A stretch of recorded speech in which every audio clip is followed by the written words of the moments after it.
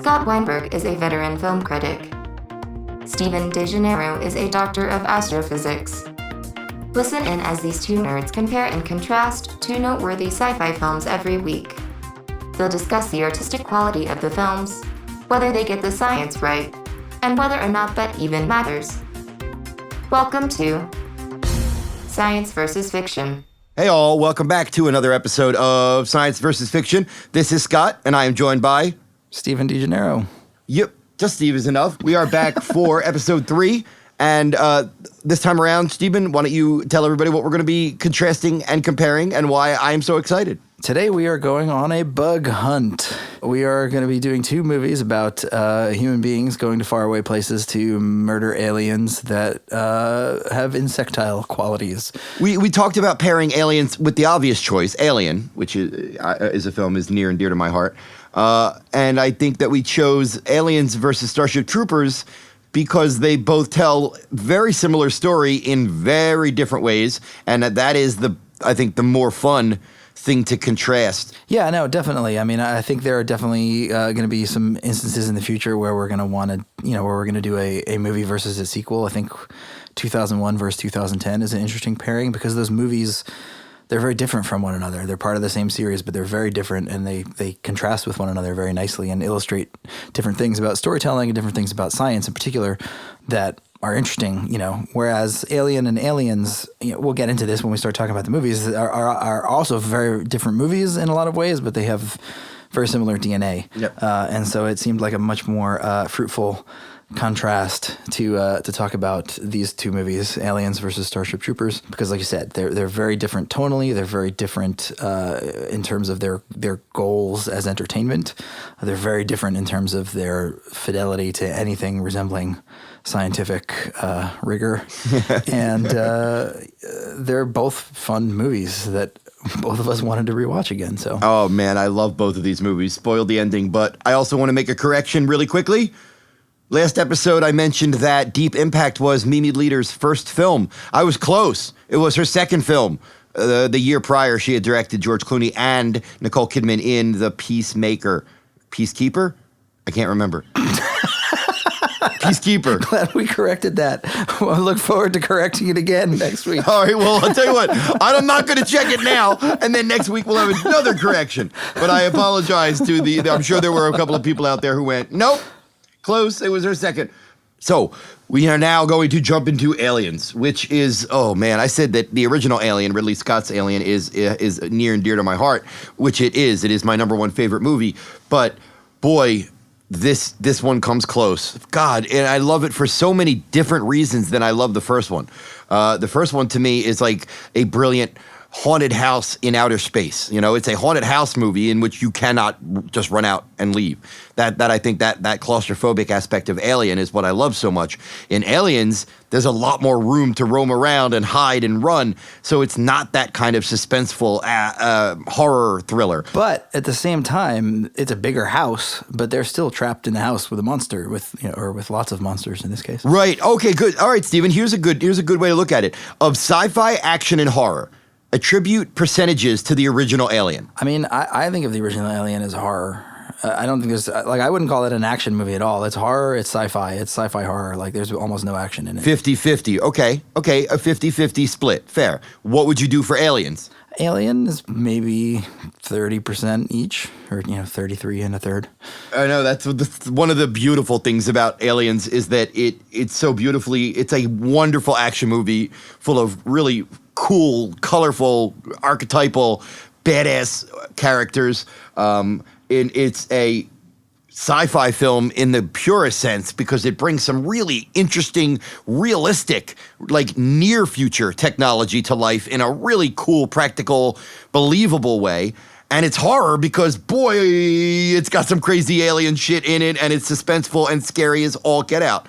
And I think he does all three, Cameron that is, does all three so well. And that's why I love Aliens. Now, I know that you like Aliens, but you don't like it quite as much as I do. And I would like to hear, before we talk about like specifics, I'd like to hear your overall opinion on Aliens. Well, my opinion improved a lot this time. I've never disliked Aliens. it was a weird hole in my sci-fi, I think it was the only James Cameron movie I hadn't seen for the longest time. I was 27, 28 years old the first time I saw Alien. Are you jealous that I saw this with my dad in not opening night, but definitely opening weekend? I saw Alien 3 and Alien 4 both on opening weekend, but I saw the Alien 3 without ever having seen either of the first two movies. That boggles my mind. That's the discussion for another episode. Go ahead. But I'd seen Alien a bunch of times. I own Alien. I just for some reason had never seen Aliens for the longest, like all the way through. I'd seen bits and pieces on television and absorbed a lot through pop culture, right. but I hadn't sat down to watch the entire movie from beginning to end until I was in my late 20s. And the first time I watched it, I just was struck by how it felt like too much of an action movie for me at that time. But more specifically, like it felt like a cliched action movie, and I had to like remind myself actively that like every action movie after this ripped off everything from James Cameron. And so like none of this was cliche when he did it the first time. It became cliche because it was so good and it was so emulated. Right. And so that was a weird sort of disconnect because I'd seen all of the movies that Aliens influenced before I ever saw Aliens. Yeah, that's always, that happens to every generation, and obviously it didn't happen with me on this franchise, but I guess Planet of the Apes would be a good comparison. I saw those movies on reruns on TV. The Planet of the Apes sequels played all the time and got all jumbled up in my head so that by the time I saw the original one proper, I kind of had, like, the ending didn't really have that shock for me anymore because I had already seen parts 3, 4, and 5 twice each. So, you know, and we all have that disconnect that comes when you were born too late to enjoy a franchise from the very beginning. Well, it's funny because, you know, one of the things that people complain about Alien 3 is that it just kills Hicks and Newt off screen before the beginning of the movie, which is obviously when I saw that movie in the theater for the first time, I didn't know who those characters were, so I had no emotional attachment to them whatsoever. Yeah, it's really weird how, like, you know, obviously how that different perspective comes because by 92, I was a crazy Alien fan, and when I saw what they did to Hicks and Newt and Bishop in the beginning of Alien 3, I, like many, many fans, was actively pissed. But again, if you hadn't seen Aliens, you'd be like, I assume those were characters from the earlier film. I don't even know if I remembered that happened until I like rewatched Alien 3 recently. So, all right, so yeah, give me your. Yeah, I know you rewatched it a couple nights ago. Give me your. Just forget history. Well, so I've seen it. I've seen it only once since then. So after I saw it the first time in my late 20s, just recently, within the last year, they had them all up on HBO, and I watched all 4 of them in a row over the course of a week or whatever, and had a much greater appreciation for Aliens, especially when you watch all 4 of them in a row and you realize like how rapidly the returns diminish after Aliens. And then I rewatched it this week, and I mean, you know, there's not a whole lot bad that you can say about this movie. What genre do you think it gets best? Action, sci-fi, or horror? I mean, this most recent time, it felt. Like I said, I've really felt well balanced among those things. I'd always thought of it as an action movie, and then rewatching it this time, like there's definitely horror elements in it, and there's obviously it's based in science fiction. Movies like this always make me chuckle when I see people on Twitter who want to make a film in a certain genre, and that's all it is. It's just, is this a horror movie? Yes or no? Well, movies like Aliens and Predator. They're horror, they're sci-fi, and they're action, and it feels like a meal. You feel like you're getting your your recommended daily allowance of horror, action, and sci-fi, and you walk away not just satisfied that you got a good movie, but that you got a meal of a movie with good, 3 full side dishes, and it's just a blast. I love every character in this movie, man. Should we back up a second though? I mean, I feel like anybody listening to this podcast has probably seen Aliens, but just in case, should we maybe back up a second and talk a bit about what Aliens is about? All right, while I do that, why don't you tell everyone what King Kong is about? All right, Aliens is about Ellen Ripley, warrant officer. Still don't know what a warrant officer is, but it's a cool title. And she's no longer a warrant officer. It's 57 years later. She's been floating in outer space for 57 years. That's insane to me. It's still such a dark plot turn to have that happen. It's not just a statement on it's been 7 years since the original, and it's been a long time, but for her, it's been a really long time. Well, one of the things that Cameron does really well, he does this in T2 as well, and it's one of the things that's got me a little bit excited about the Avatar sequels, is that he's really good at making it feel like the first movie mattered. A lot of times in sequels, like, the characters kind of reset back to zero, especially in like Marvel movies and stuff. There's very little sort of broad character progression across various sequels. Right. It's like very modular. Whereas, like, you know, the beginning of T2, Sarah Connor is just wrecked. She's just, you know, completely shattered by the experience of the first movie. And then it's for a similar thing sort of here. Ripley returns to the planet, the home planet of the alien species that harassed her in part 1 with a team of Marines, and boy, they don't know what they're in for. She's brought along as an expert, and then therefore the Marines are very dismissive of her because she's like an exo or a suit, and they're all very cocky. And I cannot commend, compliment, praise James Cameron's early, especially. You don't think of Aliens being a great screenplay because, frankly, doesn't need to be a great screenplay. But the first third of this movie in particular, as it sets up all of these characters, all of the Marines and Gorman, the lieutenant, and then there's Hicks. Paul Reiser. There's Paul Reiser as Burke. There's Lance Henriksen as the bishop. And he sets them all up. There's not a wasted syllable in here. It is such a clinic in efficient screenwriting and brilliant editing. You're interested in these Marines within 3 minutes. The casting is great. This cocksure, gung-ho Marine troop that normally goes in and kicks all kinds of ass and is prepared for anything. Even if things get rough, they are going to handle it. And there's such camaraderie and warmth and humor and wiseassery. And we're all watching this as people who know the first Alien going, oh, you poor sons of bitches. Well, yeah, and then you have the title, and you know, okay, they're not just going up against one alien, they're going up against aliens, plural. Yeah, it's the amplification theory of sequels, which is not just continue the story, but amplify it. You know, it's like, oh, we had 7 people trapped in a ship with one alien? Okay, now we got 14 people trapped on a planet with 40 or 100 aliens. Let me ask you a question, as a fan of the series who's probably knows more about it than I do. One of the things I didn't understand, even this time watching it through, it was not clear to me whether this is humankind's first encounter with alien species. Well, technically, no. The first movie would have been first. Well, no, but I'm saying, but the first, like, are they aware? Like, is this their first time ever encountering alien life, or is alien life a thing that they have, you know, found, but nothing quite like this? There are lines that could kind of be read either way in the course of the movie. Oh, you mean in the world of Alien well, early in Aliens they're talking about Arcturian this and that. Yeah, exactly. So, but there's also a line when she's talking to the committee early on in the movie where she says something about it being like the most significant event, or somebody says something about this has never happened before. Yeah, she said, and then the woman says, we found no indigenous life there, it's a rock, which implies, obviously, that they have found indigenous life elsewhere. No, but they also say something about this being the first time that they've ever encountered, there's a line that at least could be read as, this is the first time we've ever encountered alien life. Yeah, she's dismissing her. As she's dismissing Ripley, she says, well, your contention is that you've discovered a species never charted on any document, blah, blah, blah, blah, blah. So, yeah, this is, Alien 1 is the first time any human has seen this species. This species, but not necessarily, this is not the first time that they've seen any alien species. Right. I think that is accurate, yes. Okay.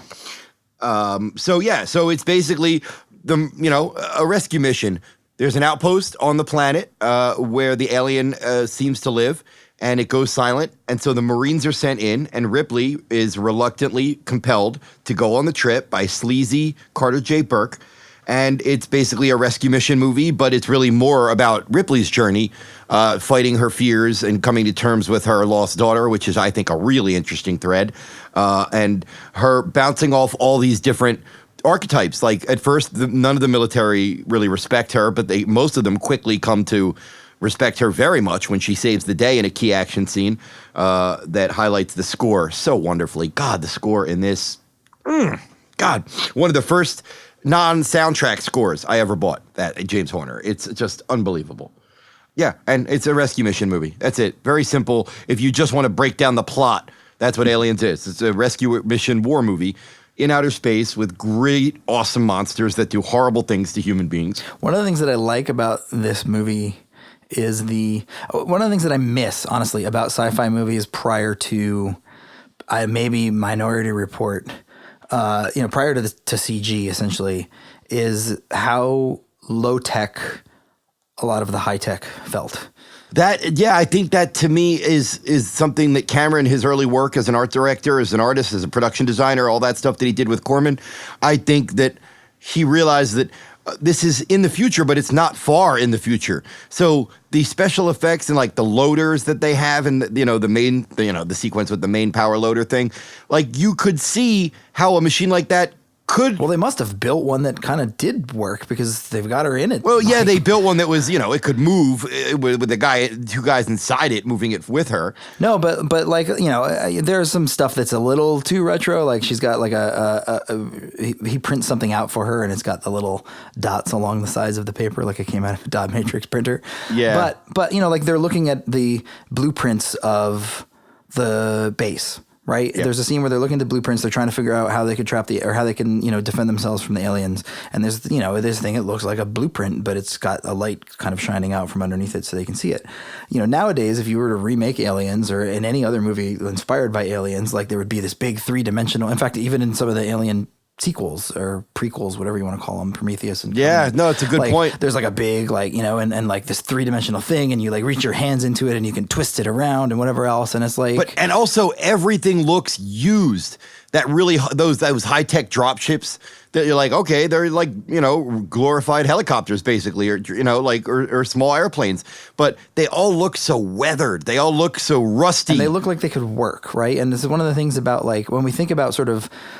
Now that we have 30 more years of technology to sort of look at, there are some things that, look a little bit sleeker or some design elements that have changed. But for the most part, like you can't imagine a future where like just having a blueprint of the thing is not going to be useful to you. And so like it's, the simple tech oftentimes stands the test of time because it's something that is essentially sort of future-proof. Special effects is a lie.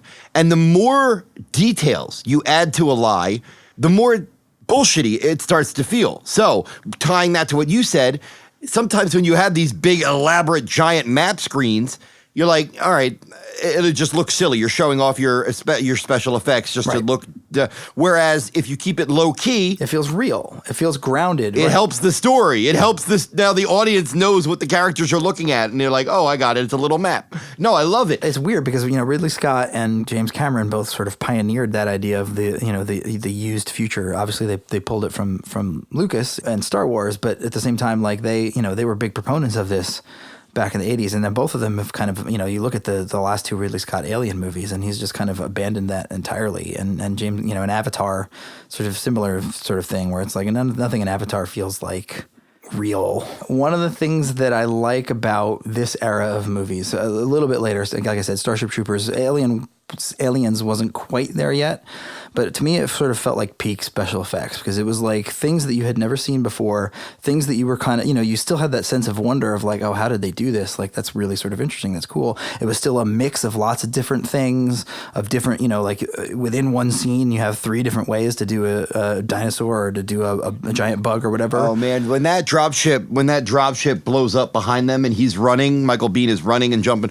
There's a reason that they showed that in every promo in every Fox clip ever, because that is some of the best rear screen projection combined with miniatures. Yeah, but it's very obviously rear screen projection, which is what I mean. Like even 10 years later, you would have composited that in a computer and it would have looked amazing. I think one of the things that you said is, am I right here? And I never really thought about this but we're now in the age of now an audience would rarely ask, wow, how did they do that? No, exactly. Yep. Like the answer is always computers. Yep. And so it's just, there's that sense of like, when I show movies to my son, it makes me sad because he's never going to get that experience. So, but what do you replace that with? If you've now robbed the audience of the, wow, how did they do that? If you've now robbed them of that, what do you give them in return? Story. You got to give them a really good story. Like you can't, and that was one of the things that Cameron was brilliant at and still is. Like it was never about, I want to show off. It was never just about, I want to show off this piece of technology. Like I want to do T2 where we had the liquid metal guy. Right. No, you could see him saying, wow, this liquid metal tech could make me could give me the ability to make a super cool villain Terminator. Exactly. And it was like, okay, how do I then take this tech, this new thing that I can do now that I couldn't do 5 years ago, and how do I take that and how do I make a great story from that thing? And that technology now, that like liquid metal technology, is so dated and antiquated, but yet T2, it still looks like gold. It still looks well, and great. again, there was very much a mix of, he knew what the limits of that technology were. He was like, okay, there are certain things that we can do with this thing, and there are certain other things that we're going to do with practical effects, and things that we're going to do with literally just filming mercury flowing around on a floor. And like there was a mix of the practical effects of this CGI and using each tool in its sort of proper place. Whereas now, especially in big budget movies, it just feels like they just, have this giant sledgehammer of CGI, and very few movies think about how to tell the story well with that thing, as opposed to just, oh, we can do this, so let's just do it. Aside from story, which is a very good answer, I think another way that you can fill that kind of wow, how they do that hole is just really well-crafted spectacle, as in the final battle from Avengers Endgame, stuff like that. Because now nobody in the audience is wondering, wow, how did they do that? They know how they did that with hundreds and hundreds of digital artists working 24/7. The key is, how do you now, we have this great tool, how do we create something epic and never before seen? Did you know, Steven, you probably did, but were you readily aware that Sigourney Weaver was nominated for this movie? I was just about to mention that. I'm looking at my notes, and I wrote, can you imagine a movie like Aliens being nominated for 7 Academy Awards in 2019? And I can't. I can't imagine a movie like this being nominated for and winning Oscars for anything other than special effects and sound mixing. Sigourney Weaver, well-deserved in my opinion, because she's not just the officious smart woman that she was in Alien, and she's not just like this wounded returning veteran. She has a whole spectrum that she goes through in this movie, and every one is great. She goes from vulnerable, and you like want her to be left, leave her alone. Yeah. And you go, and then like 20 minutes later, they're kind of not being nice to her, and you're like, she knows more than you guys do. And then she never in the performance, she never like challenges them. She's completely above their like disdain. She's just beyond it. It's so great how she dominates this movie, and it's so matter of fact. Yeah, I think that's why my generation doesn't really. I don't know anybody of my approximate age who would see a female-led action film and think that that's strange, and it's because we grew up with Ellen Ripley. Best actress, best score, best sound, best film editing, best art direction. I mean, it definitely deserves best art direction. Did it win? No, it won for sound effects, editing, and visual effects. Now give us your sound effects editor. Tell us. Do you have 15 minutes? I think this is the kind of stuff our listeners are interested in, because like if you were a professional fashion designer, I'd want to be like, well, what do you think of the costumes with your professional eye? So as a guy who's worked on 200 shorts, as a sound mixer, as a sound recordist, when you watch a movie like Aliens and you hear something like that the general audience might not even notice, Well, that's the thing, right? So the technical Oscars in general and the sound Oscars in particular are meaningless, to be completely honest. What people don't understand about sound, and I think this is true about editing as well, film editing, is that it's not the ones that are flashy and loud and in your face that are difficult to do. It's the ones that aren't. I mean, there's no doubt, somebody like Ben Burtt doing something like Star Wars invented an entire new auditory language. I don't think that Aliens did that necessarily. I think that it was very loud. It was very, obviously exceptionally well put together. It was a professional sound team. I think the Oscar voters tend to give the loudest movie the sound Oscar without understanding that loud is not necessarily difficult. Right, and the movie that has the most cuts is not necessarily the best edited. Exactly, but if you look at the actual winners, that's always what happens. And so, All right, in a nutshell, this will drive you crazy because they are two different awards. In a nutshell, what's the difference between the two sound Oscars? I mean, I don't think anybody knows. It doesn't like they're given to different people. That's really the only answer. Steve, I don't know if you looked it up. What do you think? What's the budget on Aliens? If I recall, it was in the 30-ish, no, 18 million. Yeah. Yep. According to Wikipedia, it's 17, 18, and it made worldwide 180. And it was big in the summer of 80. Oh gosh, summer of 86, I was 9 years old. Obviously, I was not old enough to see this movie, but I remember very specifically just hearing about it nonstop over the course of that summer. And if you were 9 years old, then you definitely saw that one-sheet poster of the close-up of the mouth, close-up on her face where she's looking terrified, because once it made all that money, they put that image on the poster and said, took a bite out of the box office. And that image must have scared the living shit out of kids who were too young to see I it. just remember hearing how violent it was. Like, that was the only thing that I knew about. It was on my radar as like being controversial because it was so violent. But it's actually not all that. Like, it's not that there's not a whole lot of explicit violence in it. No, I mean, there are a couple of moments of real nasty, but it's not like nihilistic or brutal. It's violent in a horror movie with a couple of gruesome moments to establish what the aliens can kind of do. You can't you have to establish what a chest burster does, and that's gory. Right, but I would say on a gore level, I don't think it's even as bad as the original. Or am I misremembering? I don't know about that. There's a lot more. Well, do you count like flying acid blood as gore? I mean, gore to me means blood, real blood. But so, final thoughts. My final thoughts on James Cameron's Aliens. I don't think it's possible that I could love a movie more than Alien, but boy, does this come close. And it's because it's so different, but it still retains the DNA of what I love about the first movie. It takes the essential components of what I like about the first movie, and that is the setting, the tone, the alien and its DNA, and Sigourney Weaver. Those key moments, those key components from the first film, it brings those key moments and those key components over and then completely flips the script and does his own thing. That, to me, is the best kind of sequel. Love it. I could watch it again tonight. And personally, I like the extended edition over the theatrical. Steven, final thoughts. It's a movie that I admire, I think, more so than I actually enjoy, if that makes sense. Like, I can see everything that works about it. I can see everything that's really awesome about it. I can see everything that people love about it. It's not a movie that I feel like I'm going to watch 100 more times before I die. I'll certainly watch it again. But it's not the kind of thing that I feel the need to sort of come back to over and over and over again the way I do with our next movie. Okay. Now, let us move on to the fun stuff. Let's talk about the science. Steven, why do we not have power loaders yet? Because they're not very useful.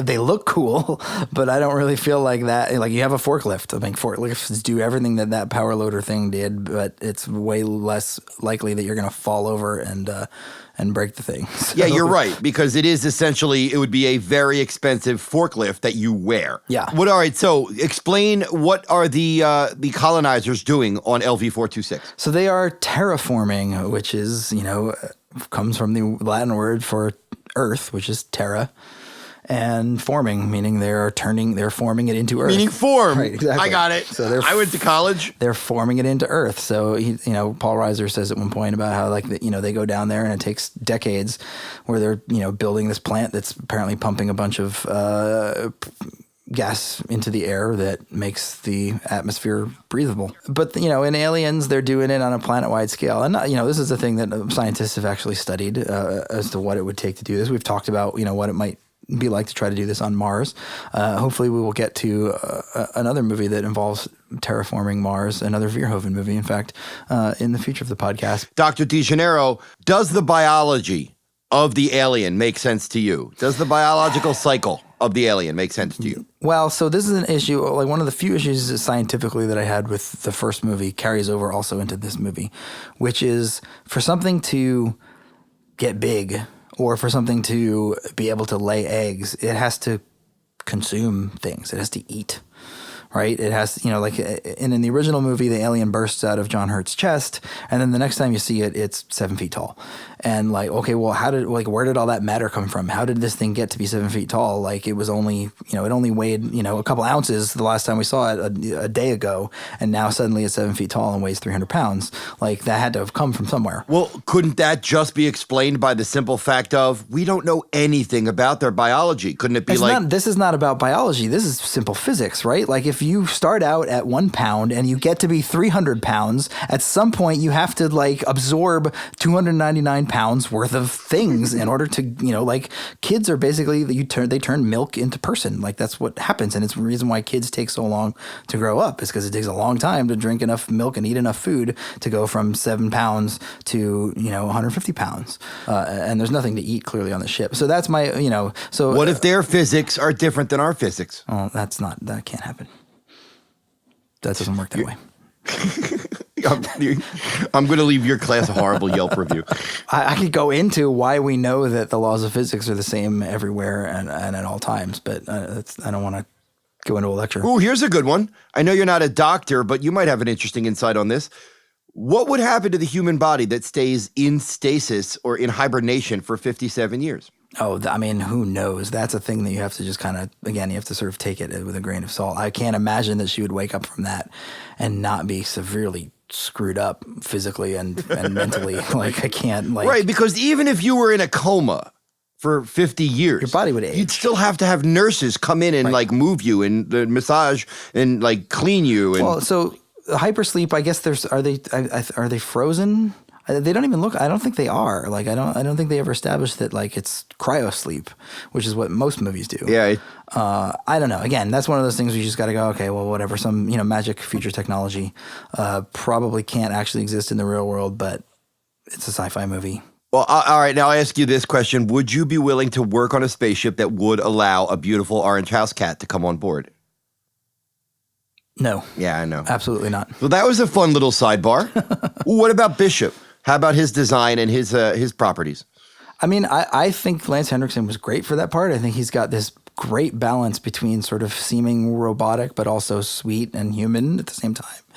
And I think he really sort of nailed that in his performance. I've always loved the way that they decided to use milk instead of any sort of, blood or whatever for the fluid that obviously pumps through whatever their equivalent of veins are, because it makes it feel familiar, but also very, very different at the same time. And yeah, I love his performance, but how about the science of Bishop?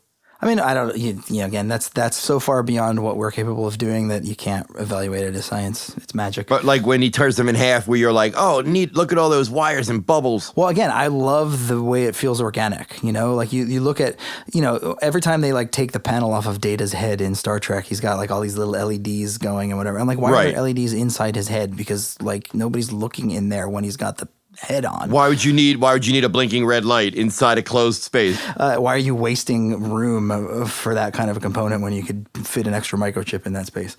So I love how the artificial life forms in these feel very organic. Yeah, it looks like DNA strands. It's like just super science. Don't even worry about what it is. It looks like, a salad. Don't worry about it. Well, I think it is very similar, actually, honestly. If we ever do create artificial life, I think it's more likely to look like that than it is to look like a computer, because it's going to be something that we're going to have to figure out a way to squeeze it all in. Yeah. No, not even. I think we're going to have to evolve artificial life. I don't think we're going to be able to just sit down and like design artificial life. I think you're going to have to like build it through a process the way that life. Grow it. Right. Grow them in a farm like pod people. And even now you can kind of start to see that stuff happening on a digital level, on an intellectual level. Like when you do science now, a lot of times you use these things called genetic algorithms, or you use evolutionary algorithms, you use artificial intelligence, where you don't write down a procedure and then have the computer follow the procedure. You like sort of teach the computer how to think as opposed to just what to think. And it learns itself. And so I think that is sort of the future of where computing and artificial intelligence are going. So before we move on to Starship, any final lecture points on the good or bad science of aliens? Well, so there were a couple of things that I found amusing. One of them is why are hallways in science fiction movies always shaped like hexagons? Yeah. They're never square, or sometimes they're occasionally they're bulkheads. They're not hallways. They're whatever. The point is that it's not a super efficient design, but it looks cool. So okay, well, whatever. There's also steam everywhere. Yeah, and in Alien, I always remember that during the scene where they're trying to get where Brett gets it, where Harry Dean Stanton gets it. I'm like, that's a lot of random liquid pouring in from the ceiling of your spaceship. And there's like water dripping everywhere inside the spaceship. Like a spaceship needs to be like a closed environment where every ounce of water water is recycled meticulously. The idea that there would just be like rooms where like there's water just dripping off the ceiling is obviously a production design thing and not a science thing. Yeah, but man, you tell Ridley Scott and he goes, yeah, but it looks so cool. Yeah, exactly. So the one thing about the movie that gets me, and this is a thing that they do in every sci-fi movie, they did it in Godzilla recently, the new Godzilla that just came out last week. There's something unstable and it's going to explode, which is fine. Okay, that happens.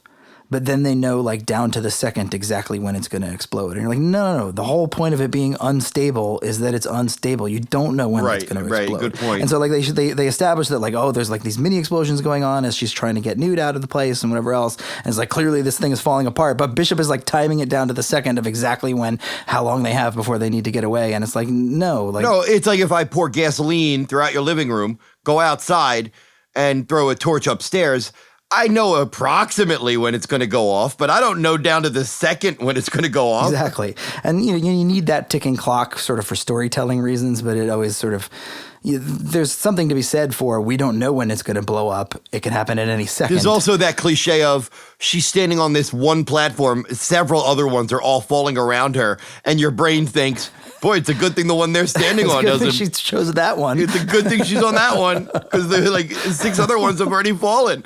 But nothing, no nitpicks in the world will ever bother me. I love even the shaky rear screen in that moment where the background of the facility's kind of jiggly a little bit. I don't care. I love Ray Harryhausen films when I can see his thumbprint on the creatures. I don't need it to be photorealistic. It's a film. I know it's make-believe. I don't care, and I know you don't, if some of your effects are a little shaky or some of your science is a little shaky. When your film is as fun as Aliens, man, you can get a lot of things wrong, and I don't think they get much wrong. And before we go, we have to throw out some love for the late, great Bill Paxton. God, rest in peace. What a wonderful performance and such a lovable actor in so many movies. Dedicate this episode to you, Bill Paxton. Now moving on to a film I wish Bill Paxton was in because he would only make it more awesome. It is time for Paul Verhoeven's adaptation of Robert Heinlein's Starship Troopers. Where Robert Heinlein's is used very, very loosely, and adaptation is very, very. Now that's a good. All right, that is a good place to start. Starship Troopers is an adaptation of a very well-regarded sci-fi novel that I could not finish, which I tried to read after loving the movie, but could not finish. See, I love the book, and I'm so glad I saw the movie before I read the book. So this was one of my favorite movies from the minute I saw it in the theater the first time. I loved every damn minute of it, and I still do. I then went and read the book. I probably had seen the movie a dozen times before I ever actually sat down to read the book, and I read the book, and I was like, wait, what? Like, there's a character named Johnny Rico who's from Buenos Aires, and they're fighting bugs. And beyond that, like, almost nothing is the same. All right, so if I were to say to you, erase the movie from your head for 5 minutes and give me a review of the book. I mean, the book is also amazing in an entirely different way. The book is super serious, is very much... plot-wise, what makes it notably different? I mean, there are a lot of broad similarities, but like it takes place over the course of many years as you follow this guy named Johnny Rico, over the course of his entire military career, which lasts, a decade or more over the course of the war fighting these bugs. And so like he goes to officer training school after, he's been in the Corps for a while. It's very serious. It's very much about militarism. It's very and very pro-militaristic, which Verhoeven then came along and said, I don't believe in any of that shit. Now, yeah, that was what I was getting at. Is this a case of a right-leaning piece of fiction being turned into a mockery of right-wing fiction? Oh, absolutely, it is. Okay, now that's not common in the annals of. How many times can you think of a book that was written from a conservative or right-wing perspective that was then made into a film that is a satire of the source material? And that's one of the really juicy, fun, weird things about this movie. Yeah. All right, so you saw this film, and you're a guy who was, even at a young age, into scientific legitimacy and scientific accuracy and things being somewhat realistic in a sci-fi movie. So how did your young science nerd brain deal with the wacky science of this movie? Well, so it is interesting to note that this came out a year before Armageddon. Yep. But around the same time, I was in college. I was getting my degree in physics. Again, partly we talked about this at the Armageddon episode. Partly it's like anytime you set something in the future, especially sort of the far distant future, which this clearly is, you get a big pass on a lot of stuff because it's like, okay, well, I don't need this to resemble my world in a lot of important ways. But I love this movie. It's so much fun. And it's funny, and it's action packed. It is, and it's fun. It's fun and funny on, to use a cliche that I love, it's funny and fun on multiple levels. It is like Aliens. I think Aliens, we're not going to compare these two, but I think Aliens is the better film, but it doesn't really work on quite the subversive political levels that this movie does. So in a nutshell, Starship Troopers is about Earth has been attacked by a horrible race of galactic giant space bugs.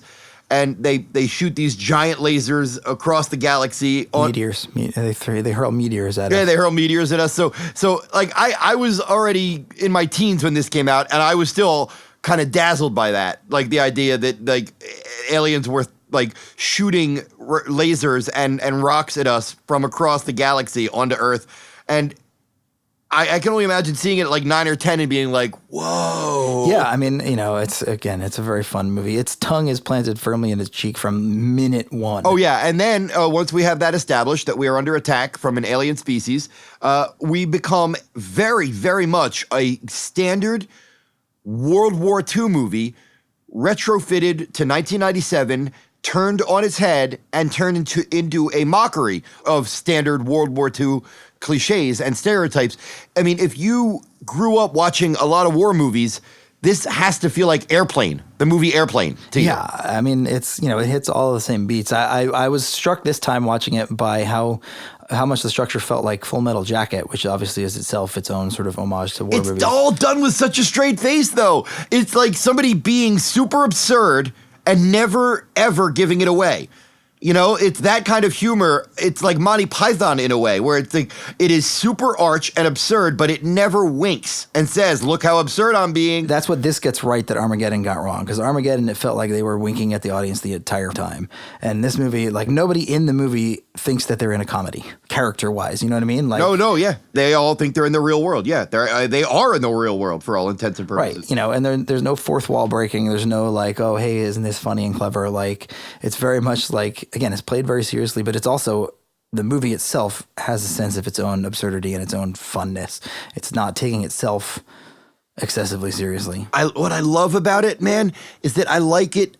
People, a lot of times you'll hear the cliche, I see different things in it every time. And my flip on that cliche is you just see things as you're older. Like when I was younger, I'm like, I get that there's political subtext here about Nazism and World War II and propaganda, but I don't really get all that. And boy, it just kicks ass as a fun action movie.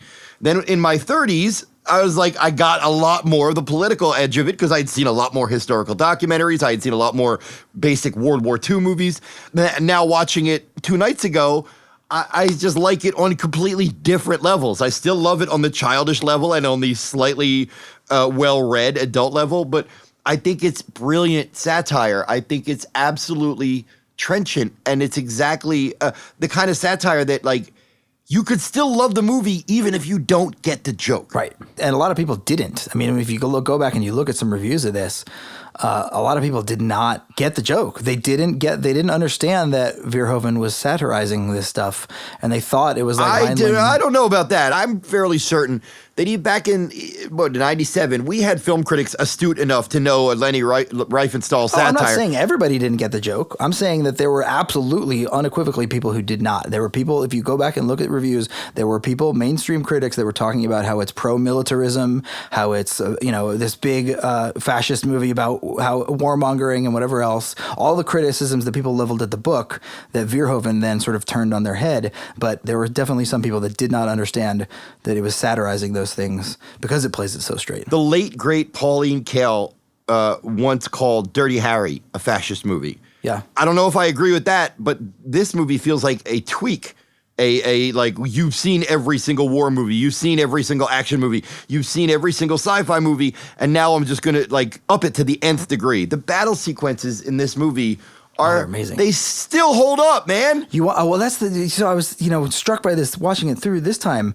The length of time between T2, which was like, holy crap, we used a computer for like 4 shots to do this, relatively simple thing, to this movie was 5 years. Yeah. And this movie, like, all of the bugs are CGI, all of the, like, there's so much great CGI in this movie that holds up 100% today. And again, partly, like I said earlier, there's a scene where he's on the back of one of those giant fire bugs and he's trying to stick a grenade and it's, he blows open a hole in it. And, and the combination of like practical photography of him on the back of this big thing that's moving around and CGI and whatever else. And it just did such a good job of blending the practical and the CGI seamlessly. It's an interesting tidbit. One of the this movie was one of the first jobs a guy I went to high school with named Eric Levin, a very talented digital artist. This was one of his earliest jobs. After this, he went to do My Favorite Martian, if you ever saw that one.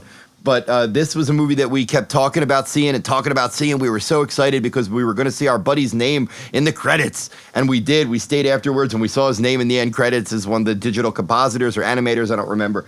And I am pleased to announce, I doubt he's listening, but Eric, man, your effects still hold up. Yeah, they really do. Like, he worked on, like, the bug army swarms, like the ones that come in around Act 3 when they're under siege in that one base. Which, again, with 1997 technology, was enormously difficult. Like nowadays they have, things like Massive and whatever else, like the crowd battles in like Lord of the Rings, even 6 years later, like you can automate a whole lot of the way that, you build one arachnid, inappropriately named creature, the arachnid, which does not have 8 legs.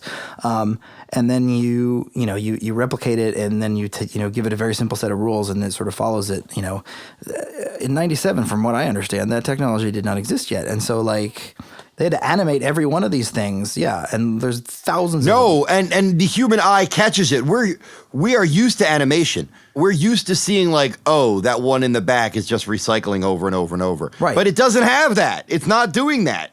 The effects in this are wonderful, and I bet you if somebody were to do a documentary about the history of digital animation from like, I don't know what, young Sherlock Holmes on, I bet you that Starship Troopers would earn a good 2.5 minutes. In a just world, yeah, but I don't know, like I've never gotten a sense of how well regarded this movie is or how well it's sort of held up. Like I always felt like I was the only person in the world who actually loved this movie for the longest time. Well, it's a phrase I'm not a fan of, but I could see people talking about Starship Troopers as a guilty pleasure, as in like, this is a broad, pulpy, silly movie that I enjoy more than I probably should. Campy. It's so campy. But it's all that way on purpose. These characters are written like Archie. I don't mean Archie like the new one. I mean like old Archie comics. They're meant to be the futuristic version of, oh, shucks, Betty, let's go out for malted. That extends to the casting as well. Let's talk about the casting for a second, because you've got Casper Van Dien, who is like Dirk Squarejaw. Like, I mean, that dude's jaw, you can probably see it from space.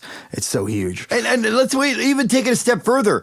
A studio let Paul Verhoeven cast this nobody, and he's good in this movie. He is. Yeah. He does what he's asked to do. But, like, imagine them, like, saying, oh, I get tonally why you want to cast a guy who looks like a Ken doll, but can't we get a name movie star to play Johnny Rico, your star? Can't we get, like, an up-and-coming star instead of you pulling out somebody who looks like a Ken doll? And no, Denise Richards, who looks like a Barbie doll. That's who he wanted. He wanted Ken and Barbie to play, and good for him. What's weird is that this launched her career, but he kind of didn't really go much. He's had a career, just not, not a... Yeah, but I mean, it wasn't like, Denise Richards then became huge for a couple of years after this, and then Wild Things came out, like... Well, yeah. She was a Bond woman, Bond co-star, Bond girl. I don't like girls. She wasn't a girl, but she was a Bond femme fatale. And as gorgeous. And I was... Oh, man. I had such a huge crush on her. Like many boys. I was, let's just say, awestruck. Denise Richards on the screen. Just stunning. And then Dina Meyer. Dina Meyer is pretty hot, too. Oh, my Lord. What? In a very different way. And not just physically pretty and all that, but like spark plug likable. Like a girl you want to hang out with, even if she can't ever be your girlfriend. She's just a girl to go see a movie with. I feel like she's one of those people that should have been much bigger than she was, and it's a shame that she didn't get huge. We got Jake Busey, who's obnoxious, and he's asked to be obnoxious, and he does a good job of it. Neil Patrick Harris, like the earliest, I think this is the very first time in his career we went, ooh, Doogie Howser does weird shit. Whoa. And boy, he never stopped. Yeah. I mean, his entire career has been like somewhat standard, complete left field, somewhat standard, and then he just mocks himself in Harold and Kumar. Gone Girl. Gone Girl, yeah. I've always liked Neil Patrick Harris, but I love that every couple of years he does something just weird. I fell in love with him in the Harold and Kumar movies, that he just makes fun of him. Anybody who can make fun of themselves that well is aces in my book. And one of the main things that I love about this movie, the character actors. There's Marshall Bell, Michael Ironside. Yeah, Michael Ironside, Clancy Brown, Patrick Muldoon. This was early in his career, and he went on to do a lot of decent B movies. Amy Smart. This was, I believe, her big screen debut. Amy Smart. Dean Norris has a small part. Again, I think it's meant to evoke like a very pulpy, melodramatic World War II movie where I got to go overseas and my girl is going to be on a different boat because she's an executive officer for blank. And there's a handsome hunk over there, but I got to worry about the battle. And my best boy just got his leg blown off. And what's my girl doing? Oh, and now there's a pretty girl over here too. And oh no, it's another battle. I got to fight, Can we talk about that for a second, really, also? Because one of the things that I like, it's true for both of these movies, for sure. The book is a bit of a sausage fest.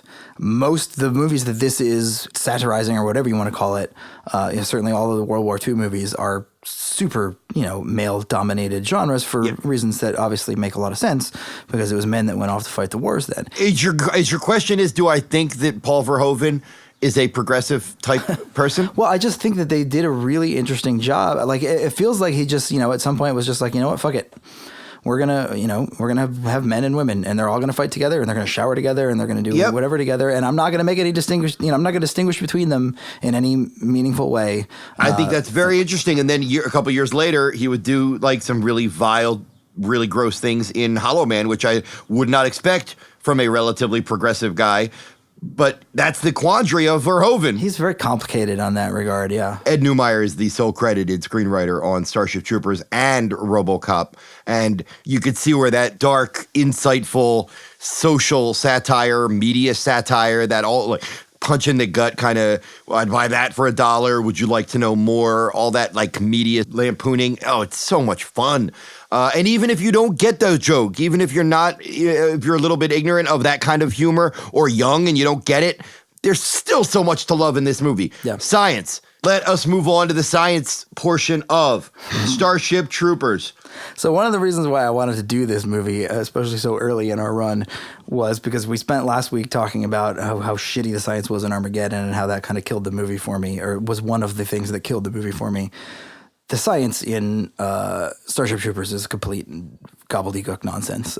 Starting with the very beginning, they show a picture of the galaxy, and they say, "You are here," on one side of it, and Klendathu, where the bugs live, where they're hurling meteors at us from, is on the other side of the galaxy, like 14,000 light years away, like. That doesn't make any goddamn sense at all. You can't hurl a meteor 14,000 light years, or even if you somehow accelerated it to the speed of light, which you can't do, it would still take 14,000 years to get across the galaxy. Here, right? And that doesn't even take into account, by that point, would it not be 10 times larger? No, I mean, it would, well, first of all, it would have to get through the center of the galaxy somehow, which is a giant black hole, and somehow miss the center of the galaxy.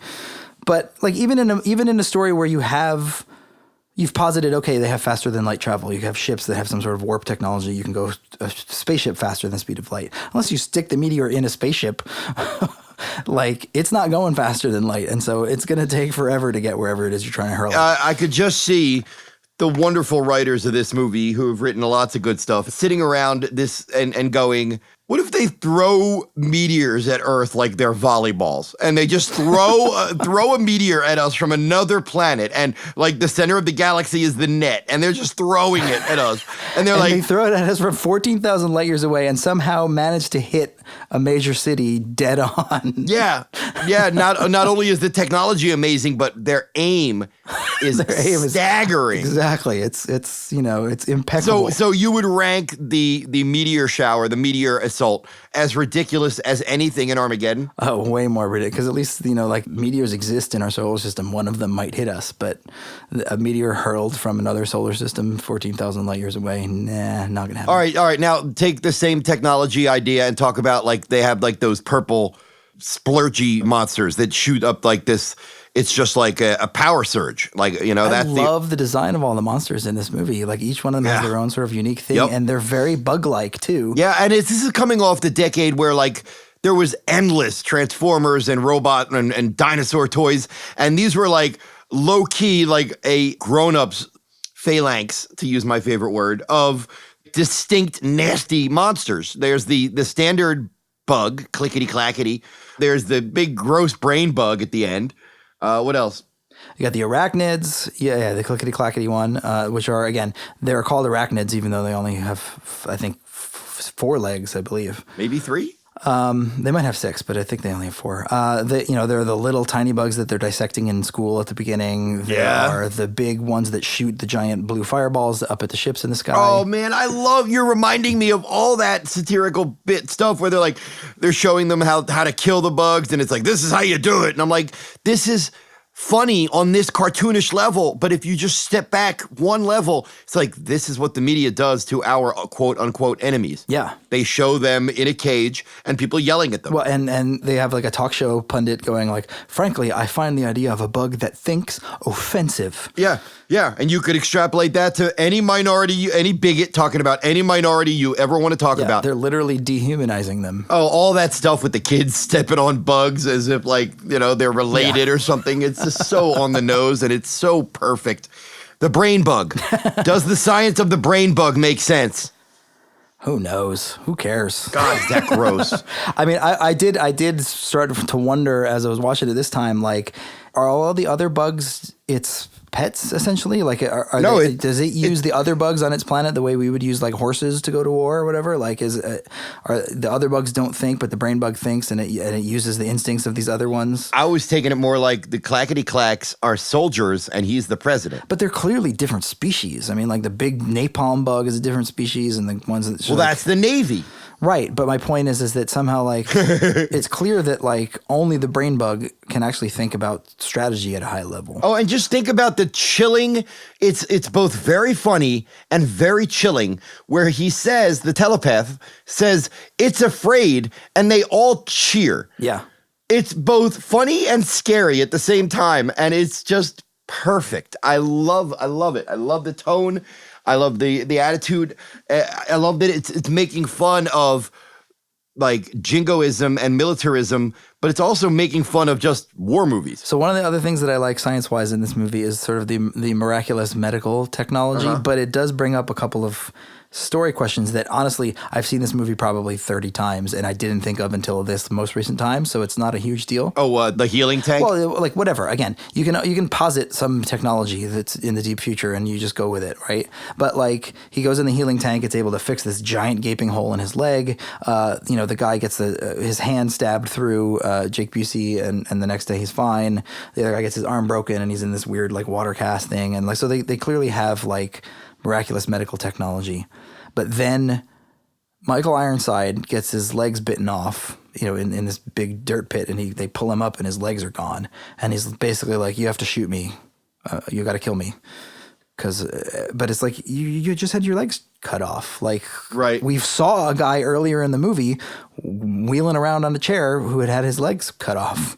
And so why Michael Ironside needed to be put down. And there was at least one other time where I was like, clearly this world has the technology to heal you from that thing. Why are you sacrificing your life as if you're already dead? Because the answer is because Michael Ironside needed that badass John Wayne type death. No, obviously. Again, there's and it's like I said, it took me 30 views before I even wondered that question.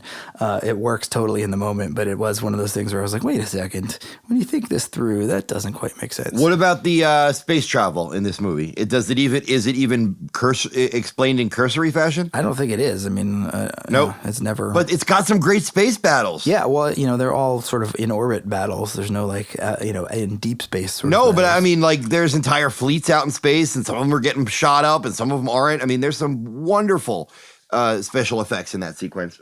Well, from a military point of view, like, why do you have all of your ships bunched up together? I know, you are in outer space. On the same spot on a planet. Like, you have an entire planet that you can be in orbit around. Why are you all in the same spot? Militarily, that doesn't seem like a very good idea. But I guess they were dropping off the mobile infantry, so maybe they all had to be there so that the infantry could all land in the same spot. I don't know. Anyway, the point is, none of this matters. And it's one of the reasons why I wanted to do this movie, is because the science doesn't make a goddamn lick of sense, but it's still one of the funnest movies and one of the movies that I return to over and over and over and over again. People love it now, man. I know that back in the day it was like 50-50, but I challenge you now to find somebody who really doesn't like it. Maybe doesn't love it like we do, but I think it has definitely found its audience. Its humor was maybe ahead of its time, because on paper, this is a lot like, an action movie. We're going to outer space to kill some aliens. We've seen that before, but okay. But it's the tone that makes it so unique and so much fun. And the special effects are great. It's beautifully shot. Even in like the non-big battle scenes, it's just nicely shot. The Basil Polidoris score is great. It was just a blast to revisit. And if you haven't seen Starship Troopers or Aliens recently, damn, boy or girl, you should do so. You should start a podcast so that you have to watch them. We're going to start a new report card system. Sorry, continuity freaks, but it's an evolving podcast. We have 5 categories. Each movie is going to win the category. For example, this one's easy. Which film gets the grade on cast? Aliens or Starship Troopers? I'm going to go with Starship Troopers. What? Just to get that reaction from you. What? That's insane. I think everybody in that movie is perfect for exactly what they're called to do in that movie. What kind of scientist would tell a lie just to get a standard reaction? That is insane. Sigourney Weaver versus Casper Van Dien. Michael Biehn versus Dina Meyer. Again, I think they're all better actors than any of the people in Starship Troopers, but at the same time, the people in Starship Troopers are perfectly cast for exactly what they're supposed they're to. much better actors. Therefore, cast wins. Aliens. I decide. I cast the vote. Story. Which one has the better story? Who knows? Aliens. Done. Special effects. Definitely Starship Troopers. Well, are we grading on like historical curve here? Yeah. Like, are we grading purely based on? I guess we have to, because otherwise you can never compare movies from different eras. And that I still got to give it to Starship Troopers. I still think for its era it was more advanced than Aliens was for its era. Yeah, for various reasons, I guess I would have to agree, but I don't know, man. Just that beautiful practical stuff makes me so happy. Science. Which film gets the science better? I mean, Aliens definitely gets the science better, although neither one of them are particularly realistic in that regard. And here's where we end this podcast and never talk again. Entertainment value. I mean, I have watched one of these movies probably 30 times, and I've watched one of them 3 times. So that is your answer right there, for which I find more entertaining. All right. Well, I am definitely giving the edge to Aliens. It is more entertaining, but in a very different way. And like you, I've seen Aliens countless times, and Starship Troopers, I don't know, 6 or 7. Anyway, I love both movies. It's comparing an awesome apple to a tasty orange. Both are great, and I'm glad that we paired them up. There are sequels, of course. We may get to Alien 3 and Alien Resurrection sometime in the future. We will probably never get to the Starship Troopers direct-to-video sequels. Ooh, speaking of which, one of the interesting things I noticed this time when I was thinking about both movies together, Starship Troopers essentially did the opposite of what Alien did as a franchise. So it started out as this big action movie with big special effects and huge cast and huge budget. And then the sequel is basically a monster in a house movie where there's 5 or 6 people trapped in a space station, and there are bugs that are coming, and somebody may or may not have infiltrated the place. So it's kind of does the exact opposite arc. Interesting. Do you want to throw in any other comments on the sequels? Because I have not seen any of the other sequels beyond that one, to be honest, because I just never cared to. I didn't want to sully the memory of the original by seeing what are, by all regards, really bad sequels. So, all right. So we voted on cast, story, special effects, science, and entertainment value. Steven, overall, which is the better film? I am going to go ahead and do a very millennial thing here and give them both a participation trophy, because I do not want to have to choose between them. I'm going to say that they are both winners. I'm going to do a very Generation X thing and be rotten and selfish and say my film is the better film by a 1/4 star. just because I love it. I think Starship Troopers is brilliant, but a little bit icy and tough to like embrace in a warm way. Aliens is an adventure movie that I love. So they're both brilliant, but Aliens gets my vote. Well, there you go. Hey all, thanks for listening. We really hope you enjoyed Science vs. Fiction. Hey Steven, you know what people can do if they want to support the show? No, Scott, why don't you tell me what people can do if they want to support the show? Well, there are several awesome things that you could do. Leave us a review at iTunes, or tweet about us, or Facebook about us, or email your mom and tell her that this is the best podcast ever. You could also sign up for our Patreon account, which will give you bonus episodes like commentaries, interviews, and random fun stuff for nerds. So thanks for listening.